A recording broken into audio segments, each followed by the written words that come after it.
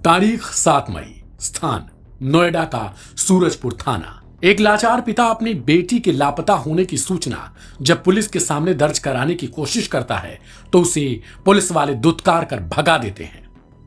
इसके बाद 8 मई को खुर्जा पुलिस की ओर से उसी पिता को बुलाया जाता है थाने। 9 मई को उस पिता को सूचना दी जाती है कि उसकी बेटी अब इस दुनिया में नहीं है। लेकिन 6 मई को कुछ ऐसा हुआ था जिसके बाद नोएडा समेत पूरा उत्तर प्रदेश हिल गया। 6 मई की शाम के करीब 7 बजे का वक्त था। सूरजपुर की सड़कें धीरे धीरे अंधेरे में डूब रही थीं। 2 लड़कियां नन्ही उम्मीदों के साथ किसी नौकरी की तलाश में एक मोड़ पर खड़ी थीं। तभी एक काली कार उनके सामने आकर रुकती है। कार में 2 लड़के थे, उनमें से एक अमित, जो लड़कियों को पहले से जानता था। अमित ने कहा, चलो तुम्हारी नौकरी लगवा देता हूं। भरोसा बना और दोनों लड़कियां कार में बैठ गईं। कार ग्रेटर नोएडा के एक ठेके पर रुकती है। वहां से बियर खरीदी जाती है। अब कार के शीशे ऊपर हो चुके थे, म्यूजिक तेज था और माहौल बदलने लगा था। गाजियाबाद के लोनी इलाके में एक और लड़का कार में चढ़ता है। तीनों ने मिलकर दोनों लड़कियों को जबरन बियर पिलाने की शुरुआत कर दी। लड़कियां दोनों जबरदस्ती करती हैं कि वे बियर नहीं पीती, लेकिन डर अब आंखों में उतर चुका था। पर यह तो सिर्फ शुरुआत थी। कार मेरठ की तरफ दौड़ने लगी।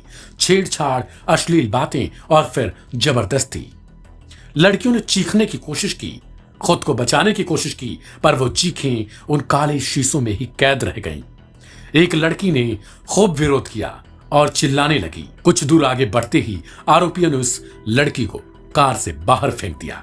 दूसरी लड़की अब उस 3 लड़कों के बीच में अकेली हो गई और कार अब दरिंदों का अड्डा बन चुका था। एक एक कर तीनों ने उसके साथ बलात्कार करना शुरू किया।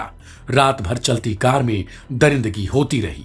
सुबह के 7 बजे कार बुलंदशहर के खुर्जा इलाके में एक पुराने मंदिर के पास पहुंची। फिर लड़की को बाहर फेंका जाता है, लेकिन वो जिंदा थी। हिम्मत जुटाकर किसी अनजान व्यक्ति की मदद से वह थाने पहुंचती है।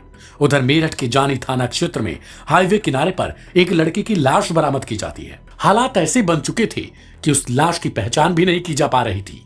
खुर्जा में जिंदा बची लड़की से शव की पहचान कराई गई, क्योंकि जब लड़की ने रिपोर्ट लिखवाई तो पुलिस वालों को ऐसा लगा जैसे इस कहानी में कुछ और है। अपनी सहेली की लाश देखकर दूसरी लड़की चीखने चिल्लाने लगी, फूट फूट कर रो पड़ी। पीड़िता ने पुलिस को तीनों आरोपियों के नाम बताए। इनमें अमित, संदीप और एक तीसरा शख्स। रेप की घटना में वांछित चल रहे अपराधियों के साथ में सर मुठभेड़ हुई है। कहाँ का मामला है, कितने अपराधी थे सर? आज दिनांक 10 मई को दोपहर लगभग 2:30 बजे बुलंदशहर अलीगढ़ हाईवे पर सलीम कट के निकट बदमाशों और थाना अरनिया पुलिस, थाना खुर्जानगर पुलिस और एसओजी देहात के बीच मुठभेड़ हुई है। मुठभेड़ में 2 बदमाश पैर में गोली लगने से घायल हुए हैं, जिनको उपचार हेतु पीएचसी भेजा गया है। इनका एक अन्य साथी भी गिरफ्तार हुआ है। घायल बदमाशों ने पूछताछ में अपना नाम संदीप निवासी सूरजपुर जनपद नोएडा एवं गौरव निवासी लोनी जनपद गाजियाबाद बताया है। अन्य गिरफ्तार अभियुक्त का नाम अमित निवासी सूरजपुर नोएडा है। इनके कब्जे से एक किया सेल्टॉस गाड़ी सफेद रंग, 2 अवैध तमंचे 315 बोर, 2 जिंदा कारतूस, 2 पुका कारतूस और दिनांक 7 मई को थाना खुर्जानगर पर पंजीकृत अभियोग से संबंधित प्रकरण से एक लड़की को इनके द्वारा जानी थाना क्षेत्र जनपद मेरठ में चलती गाड़ी से फेंका गया था। उसका मोबाइल भी इनसे बरामद हुआ है। गिरफ्तार अभियुक्तों के विरुद्ध अग्रिम विधिक कार्रवाई की जा रही है। वहीं पुलिस ने लड़की का मेडिकल करवाया और उसके बाद रिपोर्ट दाखिल की गई। पीड़िता ने खुलासा किया कि 6 मई को शाम 8 बजे से 7 मई सुबह 6 से 7 बजे के आसपास वो उनकी कैद में थी। नौकरी के नाम पर उसे उठाया गया था और फिर पूरे यूपी में कार से घुमाया गया। पुलिस ने इसके बाद तीनों आरोपियों की तलाश शुरू की। 10 मई को बुलंदशहर अलीगढ़ के बॉर्डर पर अरनिया के पास पुलिस ने घेराबंदी कर दी। मुठभेड़ शुरू हुई। 2 आरोपियों के पैर में गोली लगी। तीनों गिरफ्तार हो गए। ये कार 6 जिलों से होकर गुजरी थी। गौतम बुद्ध नगर, गाजियाबाद, बागपत, मेरठ, हापुड़ और बुलंदशहर। रास्ते में कई टोल प्लाजा आए, हाईवे के कैमरे लगे थे, लेकिन किसी ने कुछ नहीं देखा।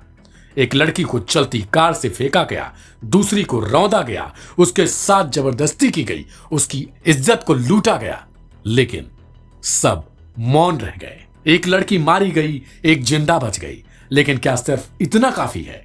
इंसाफ तब पूरा होगा जब सिस्टम सोचना बंद करके जागना सीखेगा, और वो तब होगा जब एक भी लड़की डर के बिना घर लौट सकेगी। बुलंदशहर की इस कहानी ने सबको चौंका कर रख दिया है और फिर कानून पर एक बार फिर से सवाल खड़े कर दिए। फिलहाल क्राइम कथा की रिपोर्ट में आज इतना ही।